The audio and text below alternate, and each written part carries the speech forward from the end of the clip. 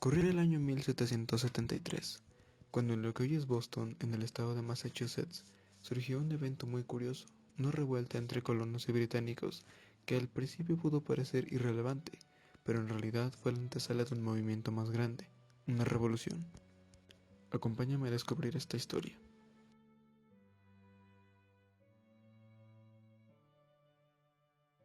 Alrededor del siglo XVII y el siglo XVIII, el Imperio Británico había expandido su poderío en lugares lejanos alrededor de todo el globo.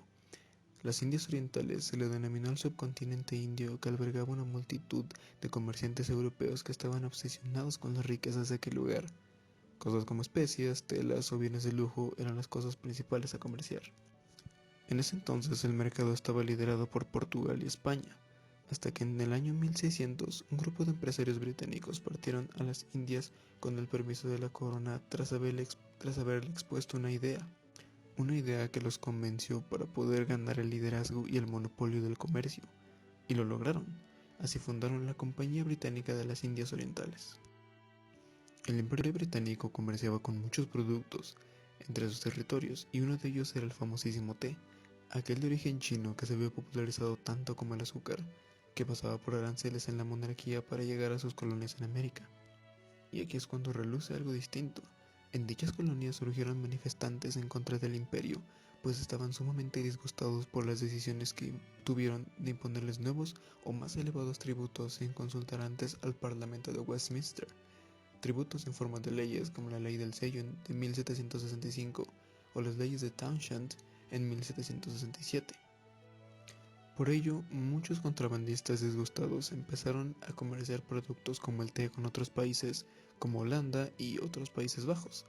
John Hancock era uno de ellos, quien fue detenido por haber traficado este producto y posteriormente lograron retirarle los cargos, pero sus actos no quedaron ahí. Para 1772, la compañía estaba atascada de problemas, debía mucho dinero en impuestos, se les acusó de manipulación de acciones que los llevó a una quiebra bancaria. Perdieron dinero debido al fracaso de operaciones militares en la India y por último tenían alrededor de 80 millones de stocks de té almacenados, pues la competencia de los contrabandistas surtió efecto. De hecho, Hancock fue quien organizó un boicot que bajó las ventas de té en América y las bajó casi hasta dejarlos en quiebra. Pero fue entonces que el imperio aprobó la ley del té, la que permitió a las Indias Orientales vender el té directamente a las colonias sin pagar aranceles y con una disminución de impuestos. Así fue como sus ventas eran más baratas en comparación a las de los contrabandistas.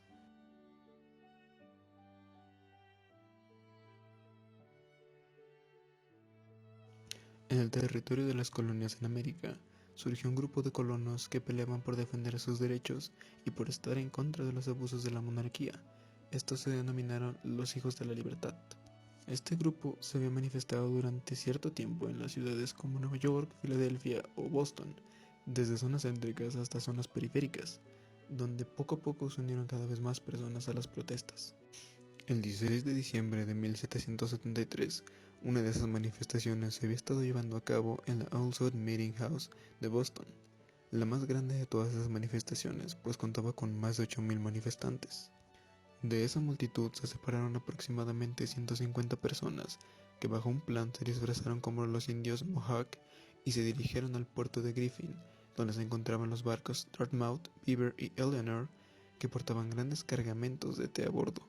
Los supuestos indios, entre comillas, armados con hachas, cuchillos y otras armas, abordaron los barcos y golpearon a los tripulantes para posteriormente tomar las cajas con los cargamentos de té, forzarlas, abrirlas y verter aproximadamente 45 toneladas del preciado producto al agua, lo cual fue valorado en la pérdida de 10,000 libras, justo donde más me duele, en la economía.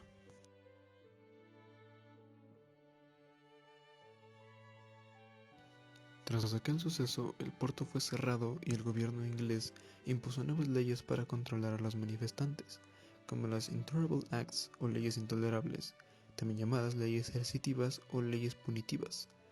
Habiendo sido un hecho muy criticado, pasó a ser uno muy aclamado, pues fue lo que encendió una flama que había estado contenida en cada uno de los ciudadanos colonos, disgustados con los tratos e imposiciones del gobierno británico. No se limitaron a finalizar sus protestas, continuaron con ellas y ejercieron otras formas de protesta, como la quema del barco de Peggy Stewart.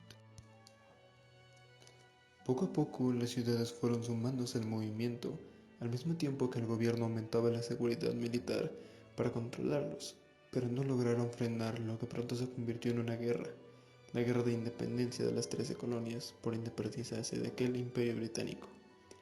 Como conclusión, aunque pareciera superficial el mencionado motín, fue una pieza clave, un engranaje esencial, considerado un punto de ruptura que desencadenó en la futura consolidación de los Estados Unidos de América.